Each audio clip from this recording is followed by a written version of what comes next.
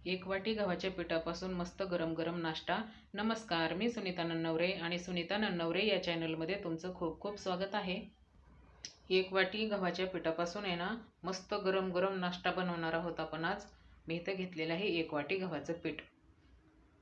हे टाकूया पीठ ताटामध्ये. थंडीच्या दिवसामध्ये ना एकदम पोट भरून जाईल असा मी तुम्हाला या गव्हाच्या पिठाचा नाश्ता बनवून दाखवणार आहे. गव्हाचं पीठ चाळून घेतलेलं आहे, त्याच्यामध्ये टाकूया चवीपुरतं मीठ. असं स्वयंपाक वगैरे करायचा कंटाळा आला ना तर बघा हा नाश्ता एकदम झटपट तयार होतो. थोडंसं चवीपुरतं मीठ टाकलं. आता काय करायचं, थोडं थोडं पाणी टाकून आहे ना आपण रोजचं पोळीचं पीठ मळतो ना असंच हे पीठ मळून घ्यायचं आहे. थोडं थोडं पाणी टाकून आहे ना पीठ मळून घेऊया.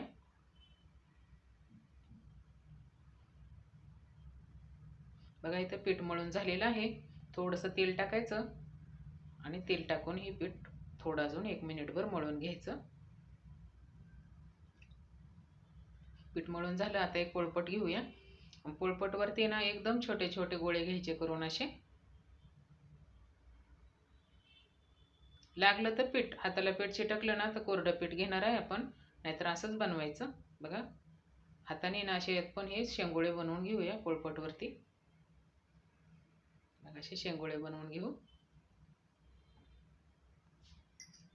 अजून 2-3 बनवून दाखवते मी तुम्हाला.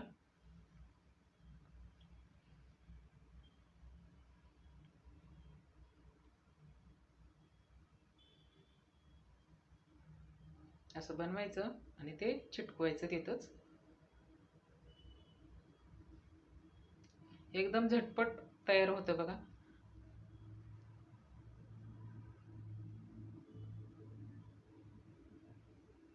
असं पीठ घ्यायचं थोडंसं आणि पोळपटवरती आहे ना हाताने असं थोडंसं लांब करून असे शेंगोळे बनवून घ्यायचे. परत असं बघा थोडंसं लांब झालं ना, जास्त जाड पण नाही ठेवायचं, असं चिटकवून घ्यायचं दोन्ही पण साईडनी. आता मी तुम्हाला हे 2-4 शेंगोळे बनवून दाखवले ना, असेच आपण सर्व शेंगोळे बनवून घेऊ. इथं सर्व शेंगोळे आपल्या बनवून झालेले आहेत. सर्व बनवून झाले. गॅसवरती एक छोटी कढई ठेवलेली आहे. त्या कढईमध्ये आहे ना ज्या वाटीने आपण गव्हाचं पीठ घेतलं ना त्याच वाटीने आपल्याला 1.5 वाटी पाणी घ्यायचंय. अजून अर्धी वाटी टाकू.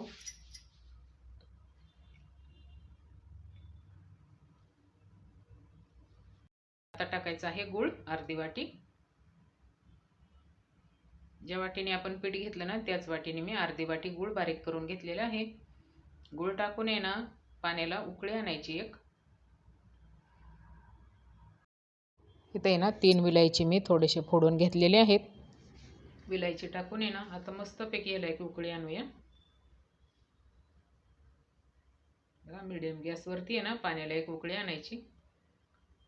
बघा इथं गुळाचं पाणी छान असं उकळलेलं आहे. आता आपण हे बनवून घेतलेले शेंगोळे आहे ना ह्या पाण्यामध्ये सोडायचे. पाण्याला उकळी आल्यानंतरच सोडायचे. बघा सर्व शेंगोळे ह्या पाण्यामध्ये टाकून घेतले गुळाच्या पाण्यामध्ये. आता झाकण ठेवून आहे ना 5 ते 6 मिनिटं छान शिजवून घ्यायचं. बघा इथं 5 ते 6 मिनिटं झालेली आहे. आपले मस्त शेंगोळे ह्या पाण्यामध्ये ना गुळाच्या पाण्यामध्ये व्यवस्थित शिजलेलेच असतील. आता थोडंसं पाणी ठेवायचं असं गुळाचं, म्हणजे ते ना शेंगोळ्यांबरोबर गरम गरम खायला छान लागतं. तयार झाला झटपट 1 वाटी गव्हाच्या पिठापासून मस्त नाश्ता. तर हा 1 वाटी गव्हाच्या पिठाचा मी तुम्हाला पोटभरीचा नाश्ता बनवून दाखवलेला आहे. तर हे गुळाचे शेंगोळे बनवलेली रेसिपी तुम्हाला कशी वाटली नक्की सांगा.